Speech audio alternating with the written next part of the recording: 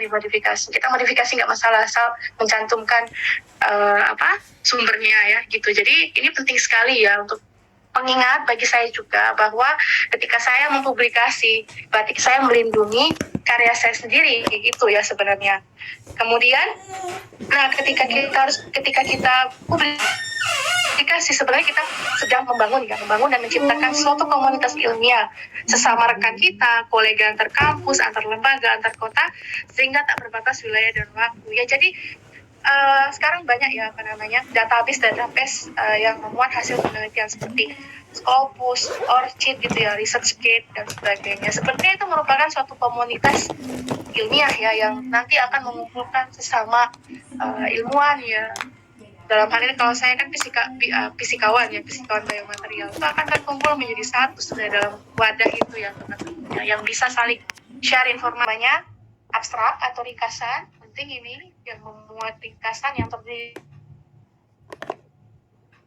dari sebagai pemula, kalau saya boleh memberikan tips, tidak harus urut ya, karena yang paling sulit dalam sistematika jurnal ini sebenarnya menuliskan pendahuluan. Itu sulit ya untuk sebagai pemula. Jadi teman-teman bisa mulai dari metode dulu ya, kemudian dari hasilnya, kesimpulan pun tidak masalah ya. Nanti pendahuluannya bisa di akhir ya, karena ini agak sulit ya, karena kita harus piramida terbalik tadi ya. Jadi harus bagaimana menformulasikan atau merumuskan ya dari masalah yang umum ya sampai khusus dan ketemu urgensi kenapa kita melakukan penelitian. Jadi kalau saya sih lebih menyarankan ya nggak harus urut dulu, nanti seiring berjalannya waktu semakin kita berlatih, semakin tinggi jam terbang dalam menulis juga akan bisa ya untuk berurutan. Itu paling penting. Ini saya rasa nggak perlu harus bisa dibaca di website ya. Nah ini yang paling penting ya. Jadi bagaimana selection untuk scientific journal ya. Jadi parameter-parameter yang menentukan apakah paper kita itu layak atau tidaknya untuk dipublish seperti itu ya. Dan juga parameter-parameter yang menjadi perhatian penulis juga ya. Yang pertama, kita harus memahami bahwa publikasi yang akan kita submit ya, jurnal yang akan kita submit itu harus sesuai dengan aim of scope-nya. Jangan sesekali keluar ya. Kalau tidak sesuai dengan aim of scope-nya, saya pastikan sampai ke editor in chief sudah di-reject gitu ya. Jadi kita harus baca dulu, makanya harus baca dulu jurnal yang kita tuju. Oh ternyata aim of scope-nya seperti ini, batasannya seperti ini. Kadang kita juga perlu untuk memperhatikan impact factor, kuartil ya, itu penting. Sebagai pemula nggak masalah kita memulai dari proceeding Scopus, lanjut ke jurnal Q4, Q3, Q2, sampai Q1 dengan high impact. Nah kemudian yang ketiga yang harus kita perhatikan itu tipe artikelnya teman-teman ya. Jadi di antara beberapa tipe artikel ini, menurut saya yang paling dapat kita kejar lah ya, atau kita coba itu adalah untuk jurnal-jurnal yang membuat original riset ya, jadi hasil-hasil penelitian gitu. Jadi maksudnya yang melakukan penelitian, bukan yang menulis review ya, itu agak sulit ya teman-teman. Jadi kita bisa mulai di situ. Kemudian kita juga harus pertimbangkan rata-rata. Jadi rata-rata waktu dari kita submit sampai ke final decision-nya. Jadi kan nanti di jurnal ini ada beberapa step ya, ada kita proses submission, kemudian under review. Under review ini nanti kira-kira reject atau accept-nya juga berapa lama harus kita pertimbangkan gitu. Kemudian kita harus tahu juga deadline-nya atau bagaimana proses submit-nya, sebelum submit bagaimana proses menulisnya, format segala macamnya kita pertimbangkan. Dan yang terakhir, kalau kita mau open access, kita cek dulu ya biaya publikasinya. Kemudian ini langkah-langkah publikasi ya. Jadi yang pertama tentunya memiliki data hasil penelitian, dan lebih baik jika telah dimuat dalam tugas akhir kita. Kemudian ini yang paling penting, mencari jurnal yang sesuai dengan bidang yang kita teliti. Kalau untuk Scopus bisa dicek di www.cimagogr.com. Ini contohnya ya, halaman websitenya seperti itu. Jadi penting ini ya, karena kita harus menentukan dulu kita mau submit kemana atau publish di mana. Kita bisa cek di website ini. Kemudian Kemudian ini, tadi saya sampaikan bahwa harus benar-benar memahami maksudnya. Karena kalau sekali aja kita udah nggak sesuai, udah sampai editor insip ya, kita submit, itu udah langsung dicek ya. Seperti itu. Jadi kalau teman-teman cari di Stimago, nanti klik jurnalnya apa, ya ketik jurnalnya apa, nanti teman-teman bisa klik homepage ya. Ini akan langsung diarahkan ke website jurnal yang kita tuju. Kemudian ini kita bisa cek kuartilnya di bawah ya, di bawah dari halaman Stimago tadi. Kemudian kita pahami ini ya, ada beberapa informasi, kita pahami instruction for author gitu ya. Kita cek juga impact factor segala macamnya ya. Kadang-kadang ada yang nggak sesuai dari database Stimago dengan website jurnalnya seperti itu. Nah, ini yang paling penting ya. Jadi kita menulis artikel itu kita juga harus pahami ya guideline-nya atau bagaimana sih panduan-panduannya untuk bisa menulis, kemudian submit, dan akhirnya publish di jurnal tersebut. Ini penting ya teman-teman ya. Semua informasi itu ada di dalam website jurnal itu. Ketika jurnal itu high impact, kredibel, semua informasinya lengkap ya. Dan tentunya teman-teman juga harus menghindari jurnal-jurnal predator. Cek juga di informasi melalui dikti dan lain-lain, itu banyak sekali ya informasinya. Kemudian ini bagaimana selanjutnya ya, siapkan cover letter. Cover letter ini intinya itu pengantar ya kepada editor insip ya. Nanti saya berikan contohnya kalau kita ini punya niat untuk submit ke jurnal yang dituju. Nanti ada poin-poinnya ya. Biasa ada pendahuluan, kemudian sedikit ringkasan. Habis itu kita juga bisa di cover letter ini menyebutkan reviewer yang kita tuju. Ini untuk menghindari ini juga ya, konflik kepentingan juga ya, konflik interest juga seperti itu. Kemudian setelah itu kita submit ke jurnal yang dituju gitu ya, dengan mengikuti guideline. Setelah itu menunggu dan tentunya kita berdoa kepada Tuhan bagaimana keputusan editor insipnya. Ini biasanya memakan waktu 1-4 minggu. Kemudian bila jurnal kita yang kita submit itu masuk ke IM of Scope, maka akan dilanjutkan prosesnya untuk proses review gitu ya.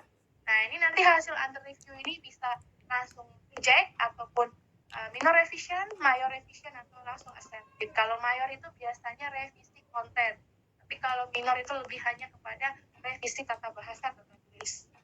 Menunggu hasil review, kemudian bila editor telah selesai mereview, reviewer ya, maka kita akan menerima keputusan yang saya sebutkan tadi.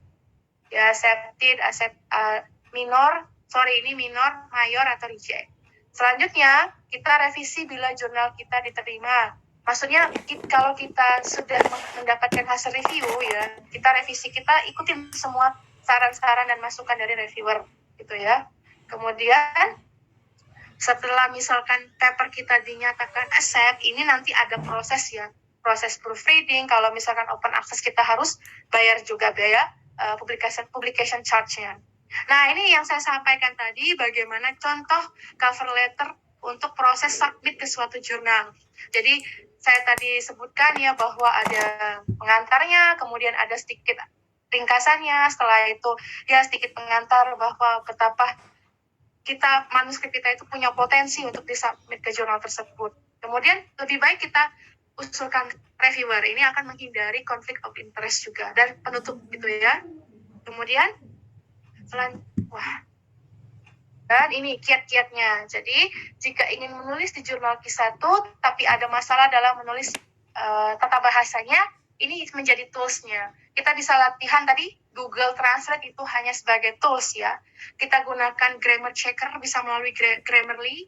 Kemudian kita bisa melakukan jasa proofreading ke lembaga-lembaga yang memang qualified ya, seperti Editage kalau di Elsevier, atau Scribendi ini dari Kanada ya. Ini agak lebih ramah harganya dengan mahasiswa.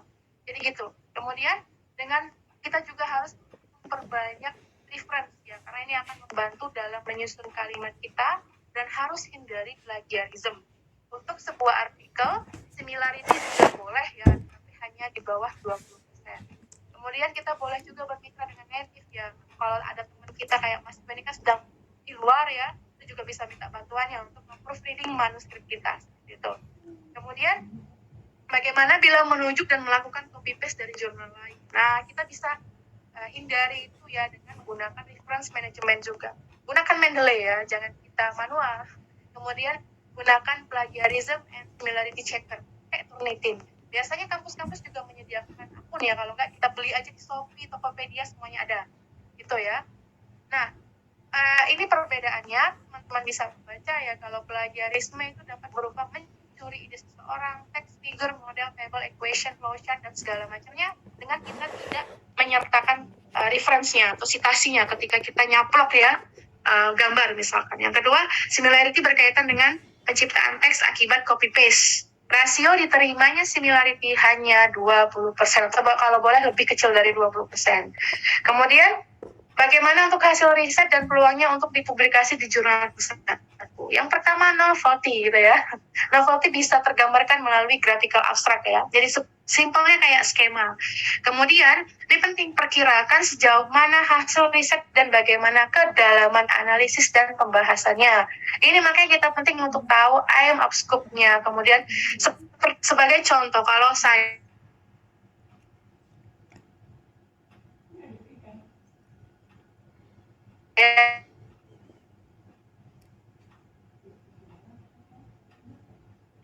penelitian saya ingin publish di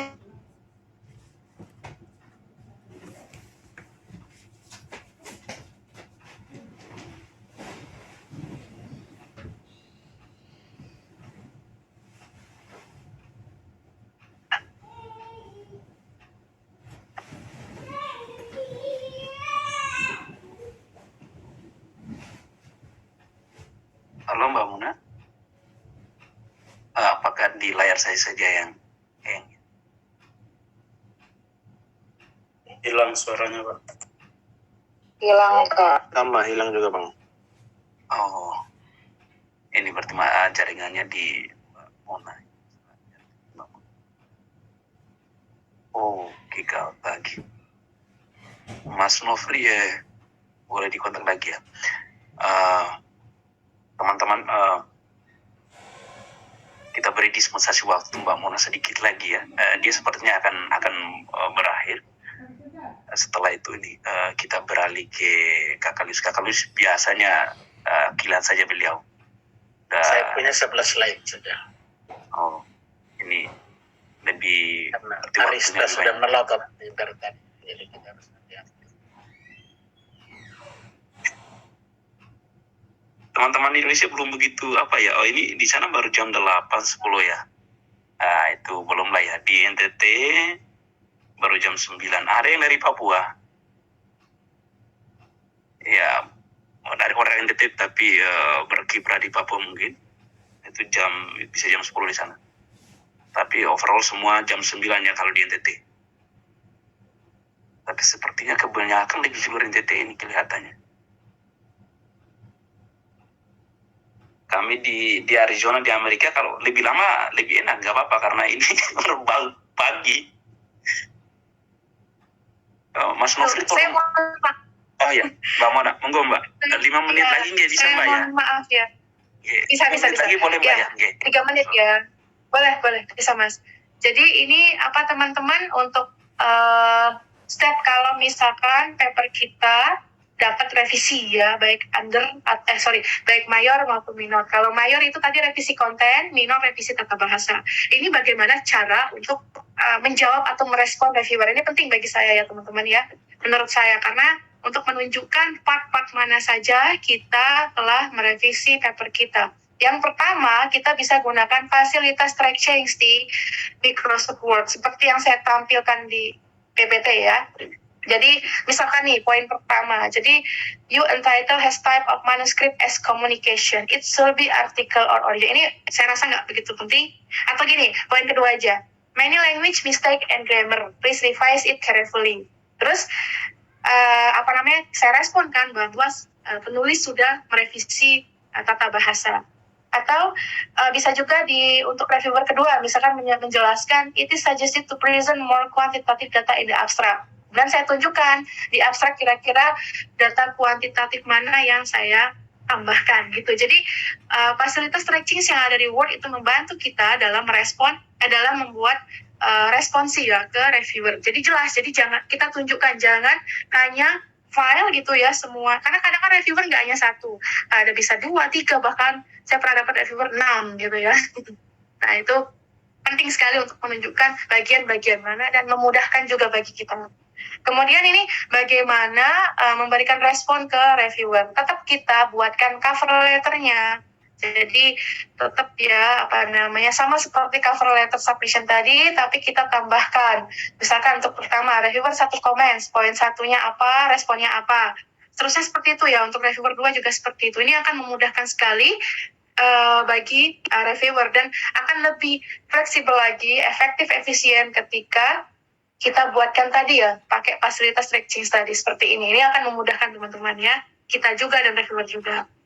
Kemudian kalau sudah paper kita diterima, ya kita akan masuk ke proses produksi dari pihak jurnalnya. Pertama, ketika mereka sudah men-template atau memproduksi jurnal, mereka akan meminta kita untuk proofreading. Tapi step ini juga bisa dibalik ya, kalau misalkan jurnalnya meminta kita open access atau ada kewajiban open access ya, itu kita harus bayar dulu. Tapi sebagai contoh, ada beberapa jurnal di Elsevier itu yang bisa free access, bisa gratis. Jadi pakai yang subscription ya. Jadi hanya bisa gratis diakses selama 50 hari, selebihnya harus bayar. Itu juga bisa dimanfaatkan. Jadi tidak semua publikasi saya itu open access ya, atau harus bayar seperti itu. Ini sebagai contoh aja ya, bentuk bagaimana sebuah jurnal itu memberikan fasilitas proofread. Jadi proofread terakhir sebelum publish. Ini contohnya yang produk proofread Elsevier ya. Jadi ada kayak Q1 ini bukan kuartil tapi QRIS ya. QRIS dari atau pertanyaan-pertanyaan dari pihak produksi yang perlu dikonfirmasi. Biasanya tahap ini hanya mengkonfirmasi nama penulis, afiliasi, acknowledgement ya, dan tata bahasa sedikit nggak banyak dirubah. Ini untuk beberapa jenis produksi sebuah jurnal. Jadi setiap jurnal internasional itu memiliki proofread style masing-masing ketika proses produksi jurnal. Ada yang langsung nge-template ya, jadi bentuk seperti format jurnalnya. Ada yang pakai aplikasi yang seperti Elsevier dan Springer ini, Biomaterial Research ini ya. Kemudian, ini tadi terakhir sebagai saya juga sudah menyampaikan bahwa semua publikasi saya itu tidak ada yang langsung ya, jadi hanya ke satu jurnal, kemudian proses review, habis proses review itu langsung accept. No ya, saya khususnya jurnal yang saya tunjukkan ini ya, yang Dental Material Journal, ini bisa publish ketika sudah mengalami penolakan 7 kali ya. Jadi mindset yang perlu dibangun gini, ketika paper kita itu di-rejectnya itu udah sampai proses under review ya, jadi nggak yang hanya editor insert tadi ya, jadi hanya udah dapat feedback dari reviewer dan diputuskan di reject, itu teman-teman usahakan ya, pasti kita akan down pasti ya, tapi kita harus membangun semangat bahwa ketika paper kita sudah dinilai dengan ahlinya ya, dalam hal ini reviewer, itu pasti kita akan mendapatkan feedback dan juga akan pastinya bermanfaat dalam meningkatkan kualitas paper kita. Nah, tipsnya sebelum submit ke jurnal yang baru, direvisi dulu. Saya seperti itu ya, jadi selama proses 7 kali itu sudah mengalami 7 kali proses penolakan dan penilaian dari beberapa ahlinya. Jadi itu harus semangat yang kita bangun. Jangan berhenti sampai publikasi kita itu terpublish di jurnal bereputasi. Dan untuk sampai pada proses itu, mungkin nanti rekan saya juga bisa menyampaikan, tidak sesimpel yang dibayangkan gitu. Seperti itu sih dari saya. Mohon maaf atas kendala jaringan dan mungkin waktu yang berlebih. Sekali lagi saya mohon maaf. Saya kembalikan kepada moderator. Terima kasih. Selamat malam. Selamat malam Mbak Mona. Terima kasih banyak. Ada begitu pointers penting yang saya rasa akan sangat susah untuk dicerap hanya dalam sekali lirik. Jadi saya mohon Mbak, mungkin nanti di-share file-nya ya, sebelum nanti teman-teman peserta rame-rame demonstrasi mau minta untuk banyak di-share di room, chat room ya. Nanti Mbak Q&A-nya nanti kita geser ke belakang sekalian dengan Pak Ilyus nanti. Supaya teman-teman yang mau bertanya itu barengan di sana. Nah, pola pertanyaan teman-teman bisa nulis di chat room atau di Rese, nanti saya kasih kesempatan. Ada satu hal yang menarik untuk saya. Rupanya ada cara lain untuk mengabadikan diri. Jadi teman-teman, daripada menulis caption moody di media sosial sambil menunggu fans club like, komen, terutama yang untuk melirik, lebih baik teman-teman kita nulis di jurnal karya tulis ilmiah yang terpublikasi, disitasi oleh semua orang. Oke, tanpa berbahasa-bahasa lebih banyak, kita langsung memberi ruang untuk Kakak Ilius untuk menyampaikan materinya. Terima kasih. Kakak Ilius, monggo. Ya, terima kasih banyak Kakak Bene. Selamat malam kakak-kakak semua dan Mbak Mas. Selamat malam. Selamat malam. Malam. Terima kasih untuk kesempatan ini. Yang pertama, saya ini bukan orang LPDP, tapi karena sering main badminton dan nongkrong bareng sama anak-anak LPDP, jadi setiap kali mereka ada hajatan, saya selalu diminta untuk ikut nimbrung. Saya ini orang NTT juga, pernah dapat beasiswa untuk studi S2 di Belanda. Beasiswanya namanya Stunet. Kemudian setelah selesai dari Belanda, saya yang dulunya bekerja di LSM masuk ke dunia akademik, mengajar di kampus Universitas Katolik Widya Mandira di Kupang. Dan saat ini sedang studi S3 di Fakultas Teknik UGM. Saya di program studi teknik sipil.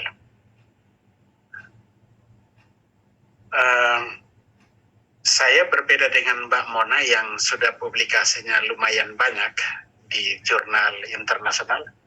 Saya baru satu. Dan saya ini juga bukan penulis aktif yang seperti Mbak. Memang banyak tulis, tapi tulisannya yang berbayar. Maksudnya saya peneliti yang berbayar dan biasanya tidak dipublikasi. Sehingga pernah itu salah satu tulisan saya itu penelitian saya mengenai orang menanam pohon bertani di Timor Barat, itu saya tulis dalam bahasa Inggris, dan orang yang ahli dalam climate change itu melihat bahwa tulisan itu mencakup semua aspek di dalam climate change, sehingga tulisan itu diminta dipublikasikan di Australia sebagai salah satu chapter. Dan saya submit saja. Waktu terbit, ternyata itu tulisan itu sangat bermanfaat untuk karena saya dosen, itu untuk mendaftarkan untuk jabatan fungsional saya itu hampir naik 2 tingkat karena tulisan itu. Jadi seperti Mbak Mona jelaskan tadi, itu menulis itu sebenarnya memberikan rezeki baik uang maupun rezeki-rezeki yang lain. Yang berikut, saya baru saja menulis di jurnal internasional bereputasi. Itu bukan karena pengalaman, tapi karena saya maunya itu mencoba di yang paling tinggi Q1, supaya ditolak saya submit lagi ke Q2. Dan kebetulan tulisan saya itu saya citasi paling banyak di reviewer utama dari jurnal itu, paper yang saya submit. Dan itu yang menguntungkan saya. Beliau memang waktu itu mengirim major revisinya cukup banyak, tetapi dia langsung rekomendasikan perbaikannya seperti ini. Sehingga saya butuh waktu 2 bulan untuk revisi, dan akhirnya setelah 6 bulan jurnal itu, paper itu terbit. Oke, malam ini ini hanya pengantar. Saya hanya menyampaikan cara mencari jurnal bereputasi yang lebih praktis ya. Jadi ada 11 slide. Jadi saya kira Kakak Nofri bisa move ke next slide. Ya. Kembali dulu. Ya. Jadi ya, ini. Jadi kalau jurnal internasional, jurnal nasional dan internasional yang terbitnya di Indonesia, itu kita bisa masuk ke website yang ada di sini. Dan dari website ini, itu kita cukup masukkan kata kunci. Atau misalnya jurnalnya sudah diketahui, cukup ketik nama jurnal lengkap, kemudian di bagian search, kemudian klik enter, itu dia akan muncul. Kalau jurnal yang kita ketik itu tidak muncul, itu artinya jurnal itu belum terindeks di Sinta. Nah, itu kalau yang tidak terindeks begitu, itu pertama kita harus hati-hati. Bisa jadi jurnal itu bukan jurnal yang akademik, atau bisa juga jurnal itu adalah jurnal yang dari kampus-kampus tertentu dalam proses untuk naik tingkat. Jadi kita harus selalu konfirmasi. Next slide. Ini contoh saya misalnya masukkan kata kunci politik.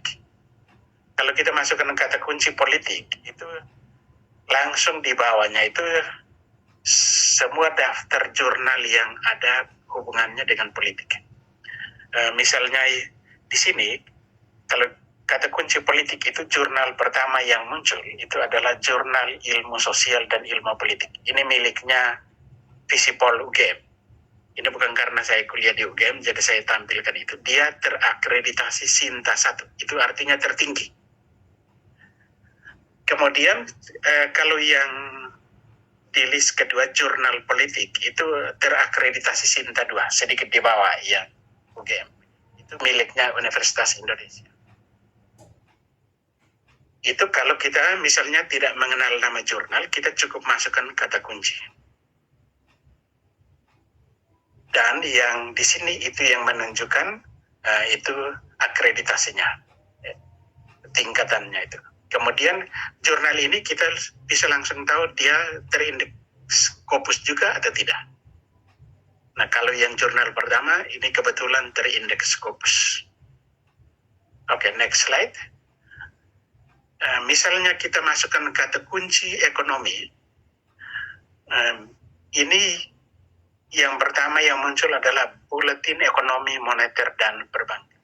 Ini miliknya Bank Indonesia. Jadi tidak semua jurnal bereputasi itu milik universitas, tetapi itu badan usaha atau lembaga-lembaga pemerintah itu juga punya jurnal yang reputasinya cukup tinggi. Di sini atau di PU juga ada jurnalnya yang terakreditasi Sinta. Kelihatan Sinta 2. Oke, next. Ya, sekarang untuk jurnal internasional, ini saya kasih contoh yang Scopus. Kita bisa masuk di website yang ini dan ketik nama jurnal. Nama jurnalnya, kemudian di sini akan diketahui kelas dari jurnal itu. Misalnya contoh ini +1, ini dia masuk kategori kisah, itu artinya yang kategori tertinggi. Nah, teman-teman semua bisa masukkan jurnal, nama kata kunci ataupun nama jurnal lengkap itu sesuai dengan minat. Nah, kalau tidak ada di situ, itu berarti kita perlu harus cek ulang-ulang supaya jangan sampai kita terlanjur submit di jurnal yang masuk kategori predator. Di slide berikut kita cara mencari jurnal yang masuk kategori, ini contoh-contoh misalnya kalau jurnal kita masukkan kata kunci politik. Ini adalah list jurnal yang masuk di isu politik.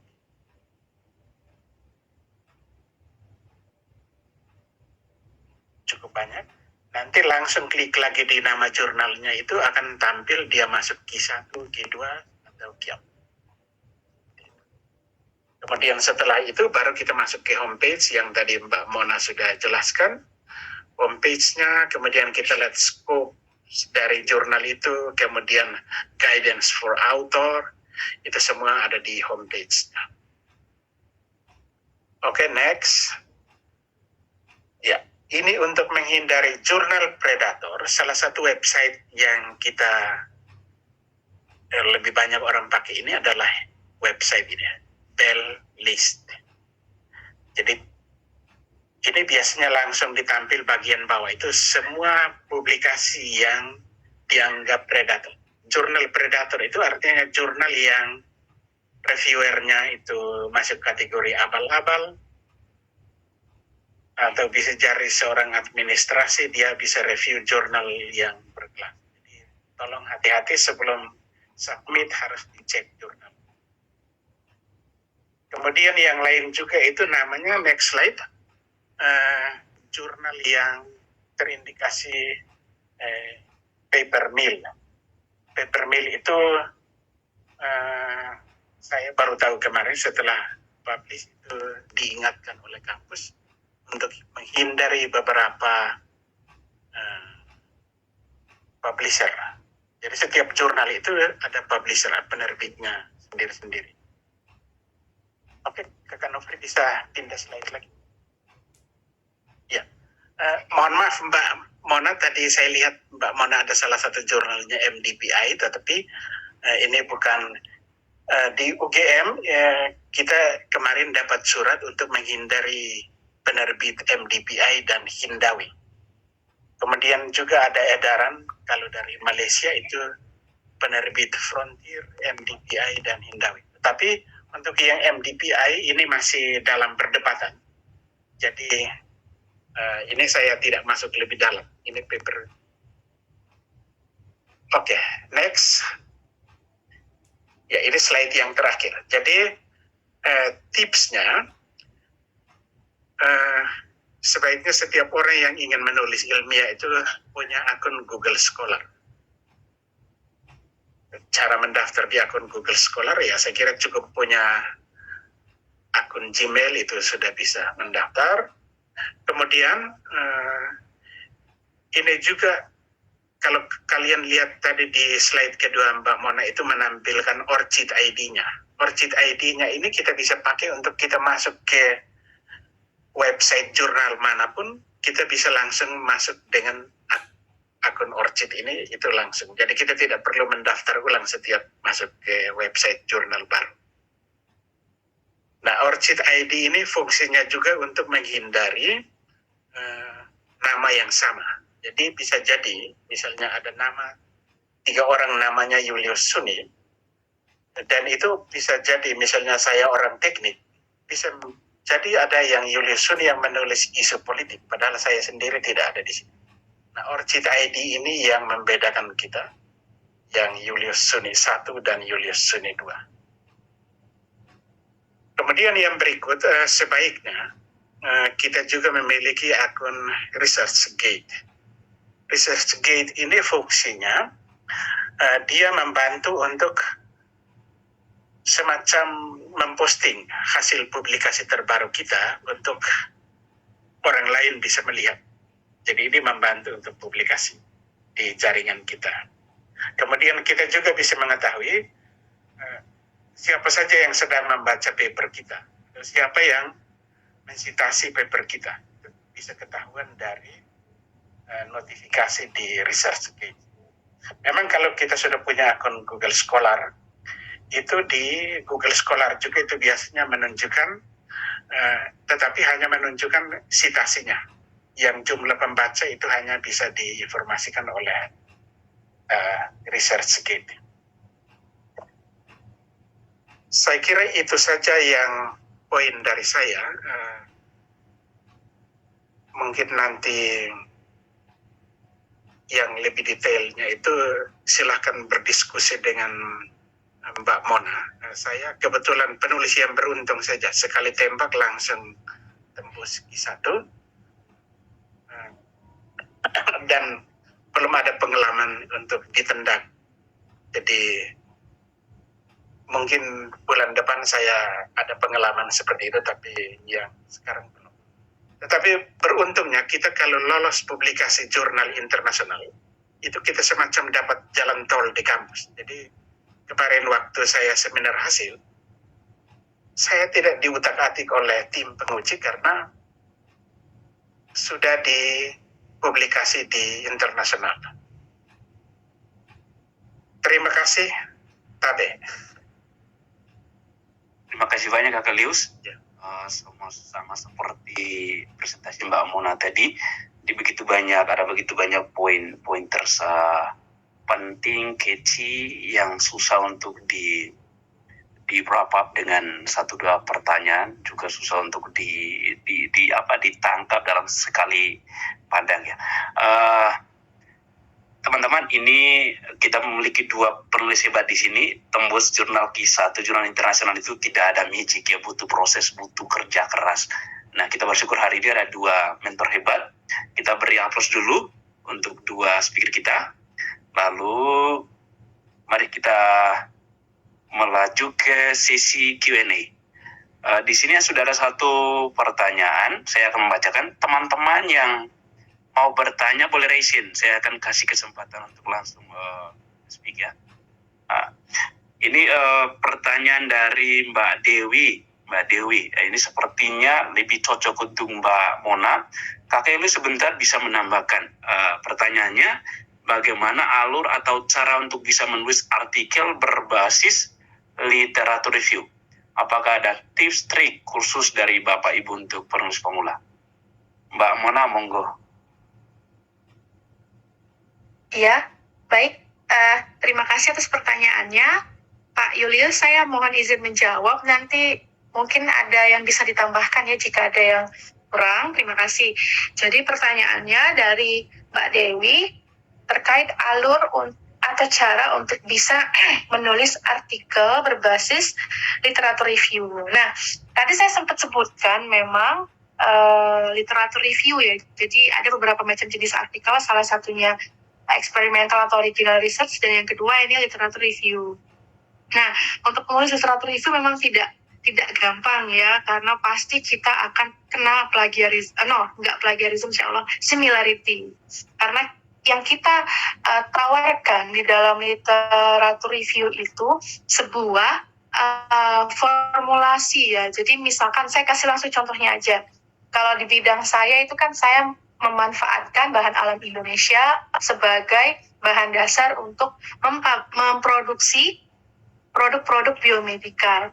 Nah, saya bisa buatkan literatur review-nya dengan memulai ya dengan mengumpulkan semua referensi minimal 100-200 referensi. Nah, dari 100 atau kebanyakan deh dari 50-150 referensi gitu sebagai pemula ya. Nah, dari 50-100 referensi ini, saya cari referensi-referensi yang mendukung terkait ini dulu, Indonesian Natural Resources, jadi bahan alam Indonesia. Itu bisa ya, sebagai pengantarnya.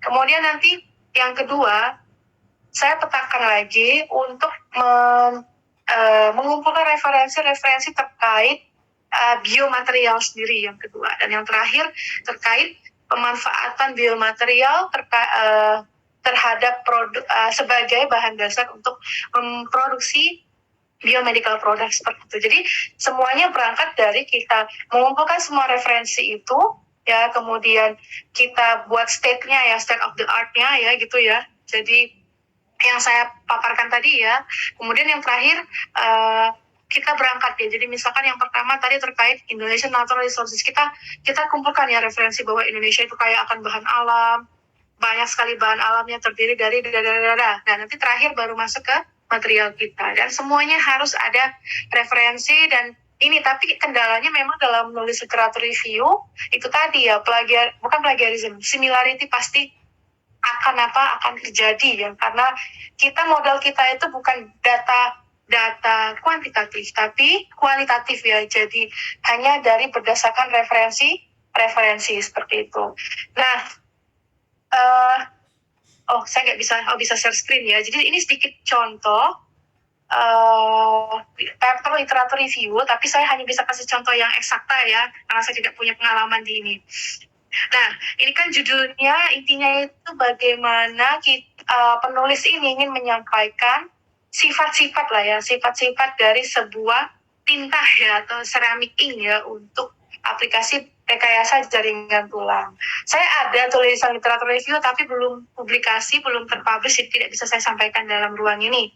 Jadi tetap sistematikanya tetap ada introduction ya. Nah, setelah introduction tuh memuat hanya pengantar, lebih kepada urgensi lah, kayak gitu, urgensi pembahasan topik ini harus disampaikan itu ya, karena tidak ada penelitian di dalamnya, hanya data kualitatif. Kemudian dimasukkan beberapa teori-teori pendukungnya ya. Kemudian kita bisa kasih contoh formulasi-formulasi yang bisa kita tawarkan seperti itu, dan sampai terakhir ya ini semuanya.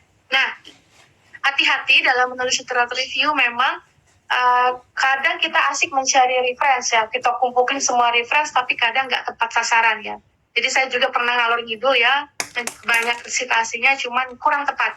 Kalau ini kan judulnya kan ini Rheological Characterization of Ceramic Inks. Jadi harusnya fokus ke ceramic inks for 3D direct ink writing atau for 3D printing. Jadi keywordnya harus fokus kepada 1, ceramic inks, 2, 3D printing atau 3D direct ink writing, dan yang ketiga rheological characterization. Seperti itu. Jadi cari referensi tadi 50-100 untuk mencari paper-paper yang mendukung 3 keyword itu. Jangan kita keasikan ya ngalor gitu kemana-mana, akhirnya kita susah sendiri untuk memformulasi sebuah kesimpulan. Tipsnya apa?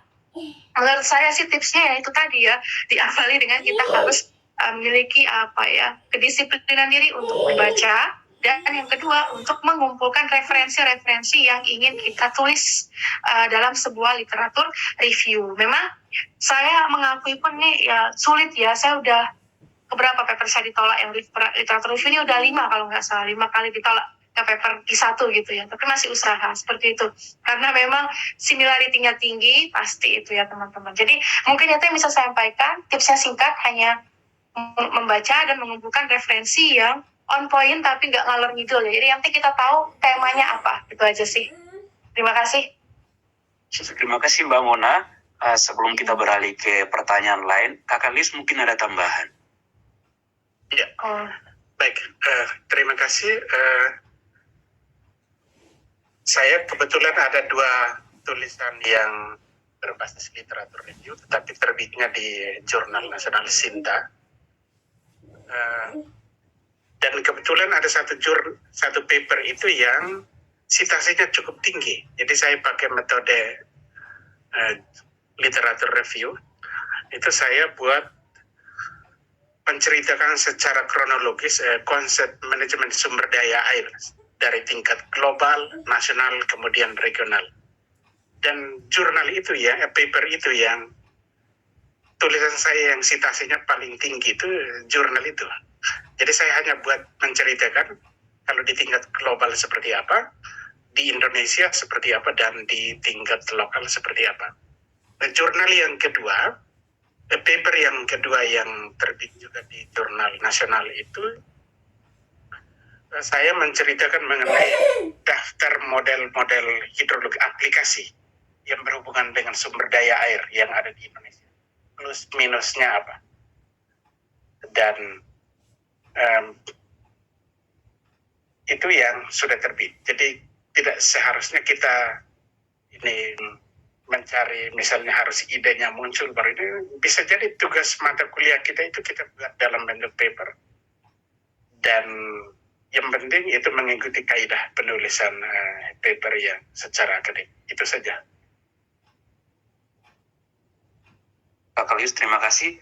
Mbak Mona, Kakak Lius, rupanya makin banyak peminat yang mau bertanya. Ada 2 orang raisen, ada sekitar 4 yang menulis di kolom chat. Ini kita selang-seling saja teman-temannya. Kita ke ini barusan kita di chat room, sekarang kita ke yang raisen. Mas Fajar, monggo. Baik, terima kasih banyak Pak Moderator, Pak Ben, atas waktunya. Perkenalkan saya Fajar, saya PhD student di ITS, Teknik Industri. Pertanyaan saya pada kedua belah pihak boleh dijawab. Ada 2 pertanyaan yang memang menjadi penasaran, karena saya juga merupakan seorang pemula di penelitian ini, karena memang saya bukan fungsional dosen, tapi menuju ke sana. Ya, pertanyaan pertama adalah mengenai APC ya. Tadi sempat disampaikan oleh Mbak Mona ataupun Pak Ben juga di awal, bahwa APC untuk jurnal open access itu mahal, tapi juga kita ada 2 sisi mata pisau begitu ya, yang saya ingin tanyakan. Karena ketika kita jurnalnya open access itu kemungkinan jurnal kita akan diakses oleh banyak orang, dan reputasi penulis itu ada di H-index gitu ya. H-index itu seberapa banyak dia disitasi orang. Nah, pertanyaan saya, apakah memang ada jurnal yang open access namun APC-nya masih ramah di kantong mahasiswa gitu ya, minimal masih ada sisa lah dari apa yang diberikan reward LPDP, misalkan untuk Q1 25 juta, apakah memang ada Q1 dengan APC kurang dari itu agar kita bisa menjadi penulis yang memang tidak terlalu mahal membayarnya karena kita juga masih mahasiswa. Yang pertanyaan kedua itu mengenai tadi sempat Kak Mona sampaikan mengenai tujuan reviewer ketika kita submit dan ketika kita mencantumkannya di cover letter. Ketika kita menulis jurnal tadi insight yang sangat luar biasa sekali bahwa kita memang harus dibarengi dengan cover letter.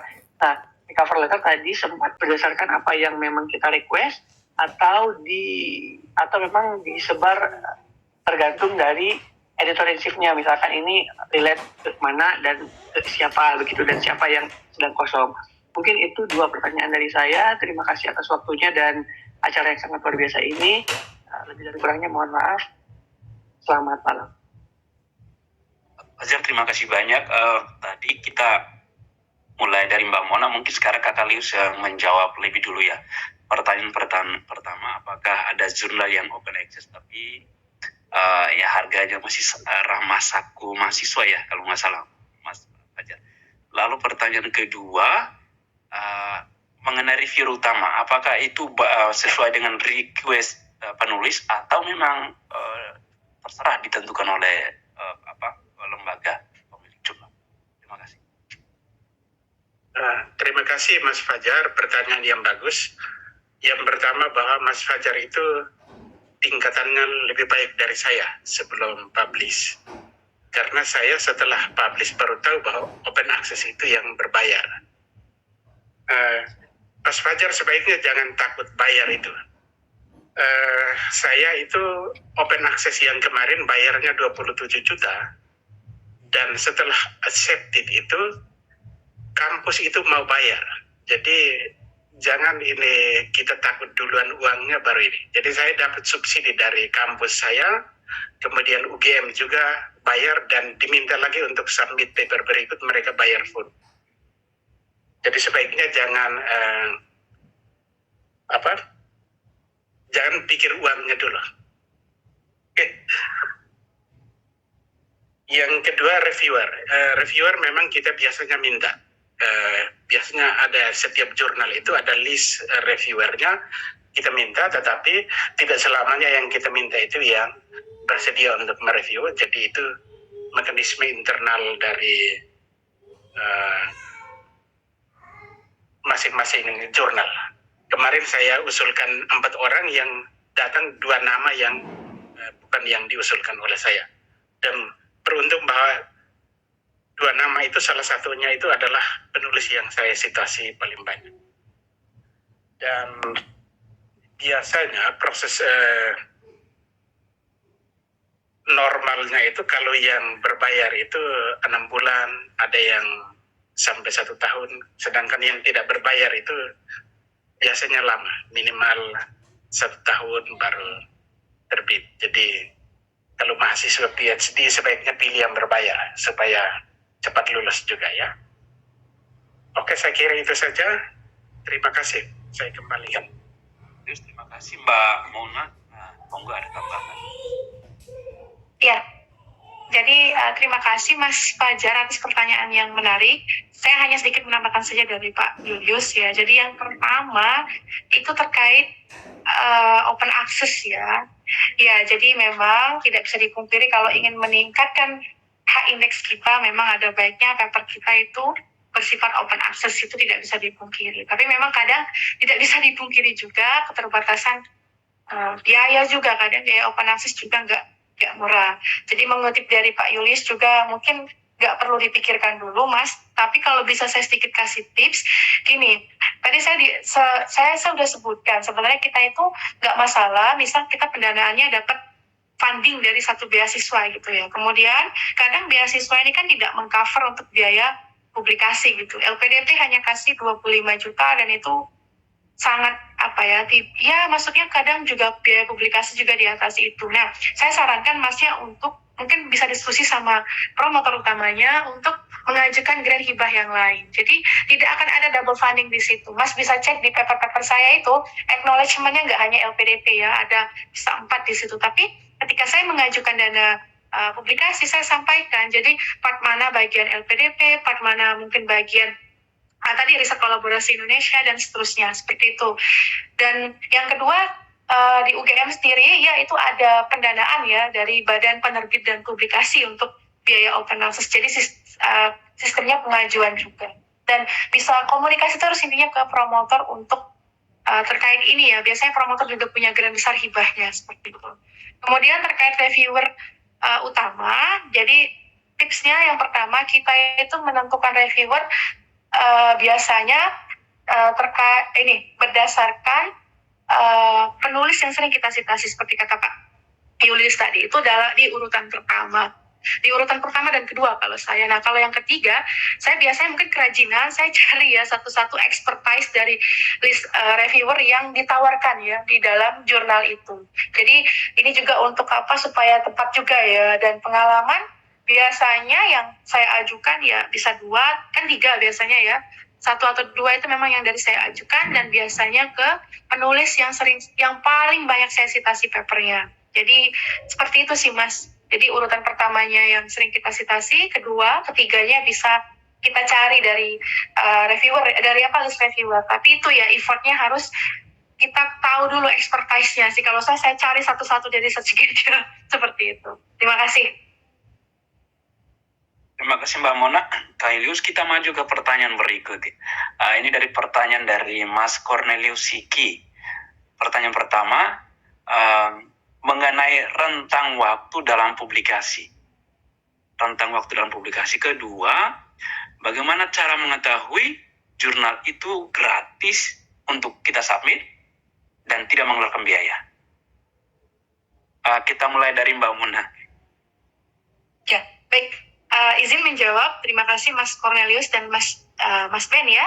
Yang pertama saya mau rentang waktu dalam publish publikasi. Ini maksudnya rentang waktu dari submission ke first decision gitu ya.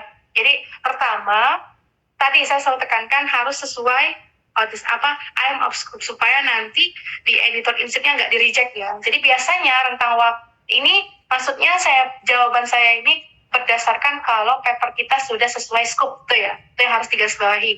Jadi dari submission ke misalkan first decision-nya sampai under review, biasanya di setiap jurnal itu ada rate-nya ya, ada informasi waktunya.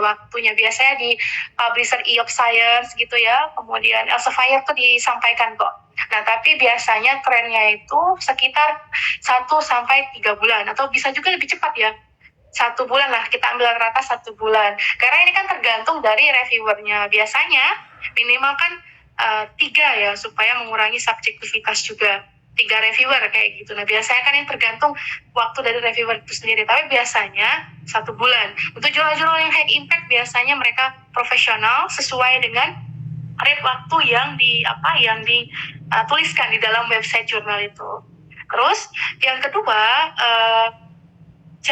kemudian habis dari submission ke first decision tadi under review ya, kemudian kita dibalikan lagi ke paper kita untuk diberikan kesempatan merevisi. Nah ini biasanya tidak semua jurnal itu memberikan deadline, tapi lebih baik biasa ya, lebih cepat lebih baik gitu aja. Tapi ada juga jurnal-jurnal yang dia memberikan waktu, biasanya 2 minggu sampai 1 bulan. Kalau bisa kita penuhi itu. Tapi kadang ketika paper teman-teman dapat mayor revisi, ini jadi kendala juga. Karena kadang diminta untuk menambahkan data penelitian. Nah, untuk teman-teman yang eksperimen eksakta gitu ya, itu nggak gampang ya untuk menambahkan misalkan eksperimen lagi, karakterisasi lagi, atau pengujian sampel lagi. Nah, ini kita bisa nego-nego waktunya. Jadi kita email jurnalnya untuk mendapatkan tambahan waktu. Saya pernah ada pengalaman itu karena diminta menambahkan data uji klinis ya. Terus kita submit lagi nih. Nah, kita tinggal berdoa ya, kita tunggu apakah hasil revisi kita itu accept atau enggak. Nah, biasanya kalau kita mengikuti semua poin-poin reviewer atau kalau kita mau ngeyel ya atau mau nolak, kita sertakan argumen-argumen yang ilmiah, argumen yang mendukung. Nah, kalau teman-teman bisa memenuhi itu, insya Allah 70% papernya accepted ya, atau accepted dengan minor revisi seperti itu. Itu biasanya waktu tunggunya kurang lebih ya 2 minggu sampai 1 bulan. Setelah proses paper kita accepted, nggak lama. Kalau open access betul kata Pak Yunus cepet ya, paling 1 sampai 2 bulan udah publish. Tapi kalau close access ya, maksudnya close access itu agak cukup lama sih pengalaman saya seperti itu. Tapi nggak pernah lebih dari 3 bulan. Jadi kan nanti ada artikel impress kalau di Sapphires, menunggu ya volume sama apa sih volume nomor jurnalnya keluar seperti itu.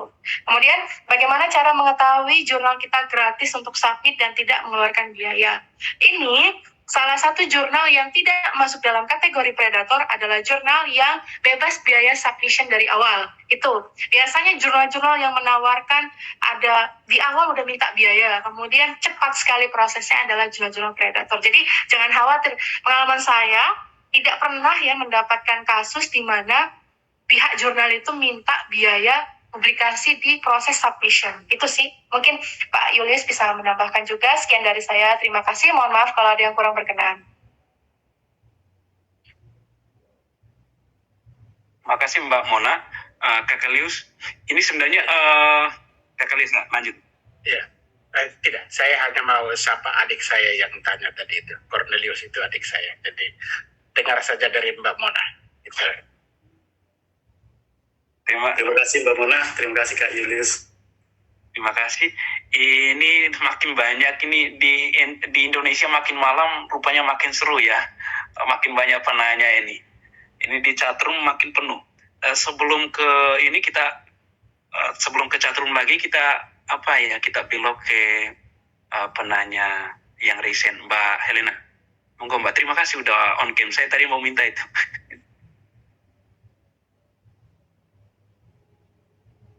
Mbak, masih mute. Oh, orang yang saya kenal. Dan Bu Mona, saya mau nanyakan, saya baru masuk tahun pertama di Magister di UGM, dan dari pengalaman teman-teman yang sudah duluan Magister, katanya nanti kalau di S2 itu banyak tugas-tugas review jurnal, kemudian mengevaluasi jurnal.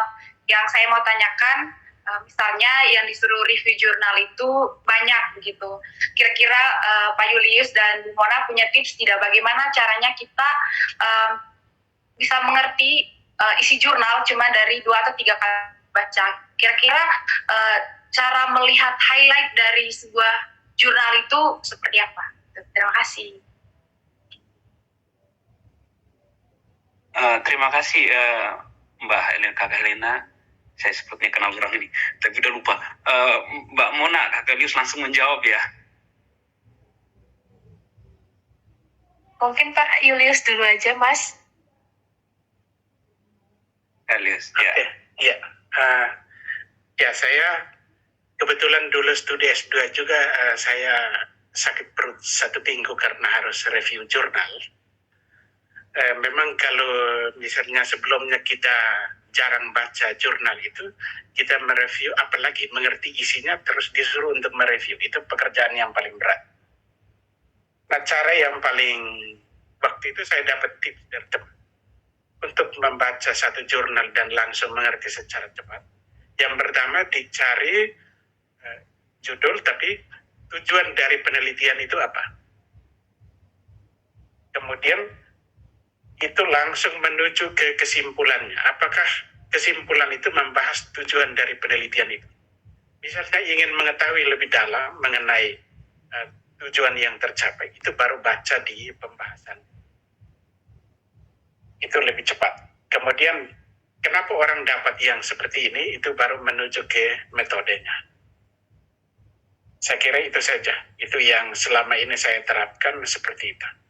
Selain kita baca abstrak ya, mungkin Mbak Mona yang lebih. Terima kasih. Mbak Mona, kalau ada tambahan, monggo Mbak. Ya, kalau saya sebenarnya sama seperti Pak Julius ya, sama persis intinya kayak gitu. Jadi Mbak Helena bisa memulai dari membaca tujuan, kemudian dari tujuan itu langsung ya lompat ke kesimpulan, apakah menjawab tujuan. Harusnya seperti itu sih kalau paper-paper yang sudah pas ya. Baru nanti untuk mengetahui lebih dalam bisa ke result and discussion-nya, dan terakhir ke abstrak ya. Tapi kalau semakin sering gitu ya, jangan lupakan juga membaca pendahuluannya. Nanti pada akhirnya juga polanya akan terbentuk ya. Nanti kita akan berurut kok sampai pada tahap seperti itu sih. Insya Allah saya bisa jamin itu. Jadi kita berurutan dari abstrak, skimming ya. Nah ini juga bisa metode skimming ya. Jadi mencari keyword-keywordnya per part. Jadi misalkan di introduction apa, per part itu per paragraf ya Mbak ya. Kemudian nanti di method, results, discussion, dan conclusion seperti itu. Ya. Terima kasih Mbak Mona. Kak Elius, Helen cukup ya? Ya sudah Pak. Kita proceed to ke ini penanya baru dari Mas Ferry. Pertanyaannya, bagaimana mengumpulkan data untuk disajikan dalam tulisan yang akan kita tulis? Pertama, apakah sama dengan penelitian untuk skripsi ya, tesis, ataukah metodenya agak lain? Saya ulangi ya, bagaimana mengumpulkan data untuk untuk disajikan dalam tulisan? Apakah sama dengan kajian untuk skripsi, tesis, ataukah metodenya agak lain? Kita mulai dari Mbak Mona nggih. Ya, izin menjawab Mas Farid, terima kasih Mas Ben. Jadi bagaimana cara mengumpulkan data untuk disajikan dalam sebuah tulisan? Ya, jadi tugas akhir teman-teman ya, baik itu skripsi, tesis, disertasi, itu bisa menjadi tools ya untuk kita dalam menyajikan sebuah data. Maksudnya tools gimana? Jadi biasanya data-data hasil skripsi, ini case-nya kalau data teman-teman itu kompleks ya, baik di tugas akhir, S1, S2, S3 sangat kompleks, teman-teman bahkan bisa memecah data-data itu sesuai dengan part atau aplikasi. Nah, kalau saya kan kebetulan aplikasi dalam tugas akhir saya itu ada 3. Ada rekayasa jaringan tulang, ada karies gigi, dan yang terakhir implan tulang. Itu dalam satu disertasi gitu ya. Cuman kan bisa kita pecah ya. Tapi sekarang memang jadi disertasi. Sebenarnya kita menulis jurnal dulu, jurnal sudah publish, kita ramu dalam disertasi. Tapi kalau case deskripsi dulu nggak seperti itu ya. Jadi skripsinya dulu ada, baru nanti dipecah dalam sebuah tulisan. Jadi dilihat dulu kan teman-teman tuh yang tahu ya kedalaman sebuah teman-teman itu, tugas akhir dari teman-teman itu. Jadi ketika sudah tahu, oh ini kayaknya bisa nih dipecah jadi 2, 3 kayak gitu. Jadi nanti alurnya akan ngikut, kita memang sudah bisa memetakan itu sih. Itu kalau dari saya ya Mas, terima kasih. Kak Elius, monggo. Kalau ada tambahan kan? Tidak ada, jadi sama persis Mbak. Oke, terima kasih. Kita satu pertanyaan lagi ya. Ini sebenarnya sudah time-nya, sudah jam 9 di sana. Kita satu pertanyaan lagi. Ini dari Mas Muhammad Amru ya. Sayang kalau ini pertanyaan tidak dijawab ya. Mas Muhammad ya, Amru akan tidak puas. Kita satu pertanyaan lagi ya teman-teman. Mohon bersabar. Pertanyaannya, masa tunggu submit jurnal ke pemberitahuan itu kira-kira berapa lama? Kemudian kalau jurnalnya itu ditolak, apakah atau diterima itu ada pemberitahuan atau tidak? Khawatirnya kalau tidak ada pemberitahuan, submit ke jurnal lain nanti malah jadi bermasalah. Kita mulai dari Kak Elius. Ini pertanyaan terakhir ya teman-teman. Selesai ini kita akan closing. Pertanyaan teman-teman yang lain nanti kita akan cari sisi lainnya. Kami akan sering-sering membuat event seperti ini untuk mendorong teman-teman yang punya minat akademik, punya wadah untuk berkembang. Kak Elius, monggo. Baik. Terima kasih Mas Amru. Kalau yang pertama mengenai waktu, saya kira tadi sudah didiskusikan di sebelumnya. Saya hanya menjawab ya bagaimana jurnal ditolak dan notifikasi. Jadi setiap paper yang kita submit itu biasanya ada corresponding author. corresponding author itu yang dia yang memiliki akses untuk submit, kemudian menerima email pemberitahuan apakah ditolak, diterima, atau dan seterusnya. Jadi kalau jurnal yang profesional itu pasti ada pemberitahuan. Dan setelah ada pemberitahuan bahwa itu reject, itu baru boleh kita submit lagi. Kita bisa revisi atau perbaiki dan submit ke jurnal yang sama atau cari jurnal yang baru. Saya kira itu saja. Terima kasih Kak Lius. Kita ke Mbak Mona. Ya, saya sedikit menambahkan saja. Jadi ini yang terkait pertanyaan kedua. Ini kebetulan saya punya pengalaman juga ya bersama tim. Jadi kita pernah submit ke suatu jurnal. Padahal kita lihat informasinya jurnal ini profesional gitu seperti kata Kak Ilyas ya, kredibel juga. Tapi kenyataannya kita pernah menunggu itu sampai 3 bulan tidak ada first decision. Jadi sudah submit. Terus statusnya adalah terakhir itu penugasan editor ya, editor assignment itu kurang lebih 3 bulan. Kemudian ini kan untuk menghindari double publish, jadi waktu itu saya inisiatif email ke jurnalnya. Saya tunggu sampai 2 bulan bahkan waktu itu tidak ada respon. Alhasil secara sepihak saya dan prof saya kebetulan corresponding authornya ya beliau, kita langsung memutuskan untuk menarik paper kita dengan alasan sudah menunggu 5 bulan belum ada first decision. Itu bisa dilakukan teman-teman. Akhirnya kita submit ke jurnal yang baru dan ya akhirnya bisa publish seperti itu. Dan sampai sekarang pun tidak ada jawaban seperti itu. Jadi kadang saya nggak tahu kenapa bisa kejadian seperti itu. Ya realitanya terjadi seperti itu sih. Terima kasih. Mbak Mona, terima kasih. Teman-teman, ini kita sudah di penghujung sesi. Seperti saya katakan tadi, mungkin sebaiknya kita batasi, meskipun masih ada beberapa pertanyaan dan ada lagi yang mau bertanya. Ini menunjukkan indikator positif, ini menunjukkan sesi ini menarik dan berguna. Jadi teman-teman panitia mohon dicatat ini, kita harus adakan sesi event ini berikutnya lagi. Teman-teman penanya tidak usah gusar, yang belum dijawab nanti kami akan adakan sesi serial dari event ini. Jadi teman-teman nanti bisa join lagi dan kita berdiskusi lagi. Saya katakan di awal terlalu banyak pointers yang penting, catchy, dan susah untuk dicerap dalam 1-2 lirikan, juga susah untuk di-wrap up dengan 1-2 kalimat. Saya hanya mau mengingatkan satu reminder yang penting dari Mbak Mona tadi. Kalau dalam kosakata saya sepertinya, kalau orang itu bisa tergusur oleh arus waktu, karya tulis yang terpublikasi itu tak lekang oleh waktu. Maka teman-teman, ini cara baik untuk kita mengabadikan diri ya. Jangan hanya pose-pose, post foto-foto selfie mudi, caption-caption yang ini di media sosial.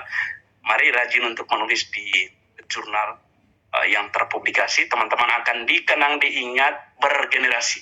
Kita ingat penulis-penulis hebat, saintis hebat, seperti kalau kami di filsafat itu Aristoteles, teman-teman saintis itu ada Albert Einstein DKK, itu mereka dikenang dengan sampai hari ini karena karyanya tidak tergusur oleh arus waktu. Saya kira teman-teman juga bisa seperti itu.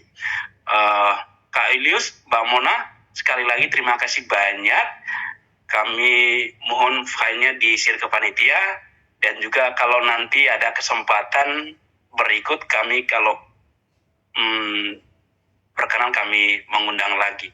Ini award LPDP yang rata-rata ini masih pada kuliah, jadi saku mahasiswa atau kosongan, mengharapkan budi baik berkat Tuhan, jadi langsung menodong para narasumber yang kami kenal.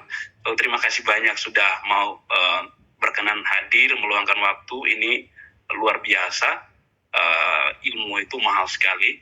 Kita kuliah jauh-jauh sampai di Amerika sini, satu kursus itu mahal sekali, itu puluhan juta. Dan teman-teman, ini kita hari ini kita kayak menyimpulkan 1-2 kursus dalam satu event dengan 2 jam lebih sedikit. Nah, ini luar biasa dan kita tidak bayar nih, tidak perlu keluarkan $1. Maka kita patut bersyukur untuk ini, dan karena itu mari kita sama-sama memberi aplaus untuk Mbak Mona dan Kak Ilyas. Nah, berikut saya serahkan ke saudara MC Kakak Loksupria. Beliau ini berkuliah di Arizona State University, ambil program tourism. Jadi memang pandai untuk memandu acara dengan kemampuan berbahasa. Juga itu nanti dia pakai untuk memancing para wisatawan berkunjung ke NTT ini. Monggo, Mas Loks. Iya, baik. Terima kasih Kakak Ben, kemudian Kakak Lius atas sharing knowledge-nya yang luar biasa dari kakak-kakak sekalian. Kita sudah di penghujung acara kita pada malam hari ini. Namun sebelum itu saya mau daulat Kakak Henry mewakili kami kelompok studi penulisan jurnal ilmiah LPDP NTT untuk menyampaikan sepatah kata atau statement singkat lah dari kelompok kami. Kepada Kakak Henry, saya persilakan. Baik, kalau terima kasih. Selamat malam, Kak Mona, Kak Luilius, rekan-rekan peserta semua. Ya, saya menikmati diskusi, boleh dikatakan singkat padat ini ya. Dalam tadi kita mulai tepat 8.10 dan sekarang saya berada di 9.09, berarti hampir tepat 2 jam kita memulai dan saya pikir sangat bermanfaat, sehingga sekali lagi komunitas kecil kami ini, komunitas studi LPDP NTT, kami mengucapkan terima kasih yang sebesar-besarnya buat Kak Mona ya, yang sudah dihubungi melalui Konofri dan tanpa berpikir panjang langsung merespon dengan baik, sehingga dapat kita persiapan ini kurang lebih ya 2 minggu lah. Dan saya pikir ini hal yang baik, sehingga terima kasih banyak. Kak Julius juga, terus berpartner ini sesi yang kedua. Dan rekan-rekan semua, komunitas ini kami terus mau membangun sebuah langkah-langkah dalam meningkatkan kualitas dalam penulisan kita. Dan memang melalui Kak Mona, Kak Julius, ke depan mungkin kita juga berharap mungkin komunitas ini juga bisa berkolaborasi untuk menghasilkan tulisan. Jadi kita tidak hanya berhenti di dalam sesi knowledge sharing ini, tapi ke depannya kita yang punya kesamaan bidang ilmu, kita bisa bertemu di dalam ruang ini untuk mengkonkretkan diskusi kita ini. Ya, nanti pada akhirnya kita bisa berkolaborasi melahirkan tulisan. Saya benar-benar menggarisbawahi yang tadi Kak Mona mengatakan bahwa kolaborasi itu menjadi kunci penting lahirnya sebuah tulisan. Saya pikir itu yang dilakukan. Lalu apa yang menjadi contoh dari Kak Yudius dengan semangatnya yang luar biasa ini menjadi inspirasi, menjadi insight baru bagi kita semua. Sehingga itu yang kami akan terus bangun. Sehingga mungkin ke depan mohon kerjasama Kak Mona, Kak Yudius, ke depan kalau ada event dan mungkin kita mau mengkonkretkan, mungkin mau melahirkan sebuah tulisan Kak dari antara kita, mungkin sekilas kita berikan mengirimkan atau mendapat catatan sebelum kita publish gitu, bersama. Gitu. Jadi itu yang akan nanti kita lakukan ke depan. Semoga bisa menjadi bekal bagi kita di waktu-waktu mendatang. Sekali lagi terima kasih Kak Yunius, Mona, dan rekan-rekan peserta semua. Terima kasih sudah terlibat dalam diskusi ini. Sampai jumpa di waktu mendatang dan kita berharap komunitas ini sekali lagi garis bawahi ini komunitas dari kita oleh kita dan harapannya kita bisa ketemu chemistry di antara kita, kesamaan bidang ilmu sehingga kita bisa lahirkan tulisan bersama. Oke, terima kasih dan selamat malam. Terima kasih Kak Loks. Ya, baik. Terima kasih.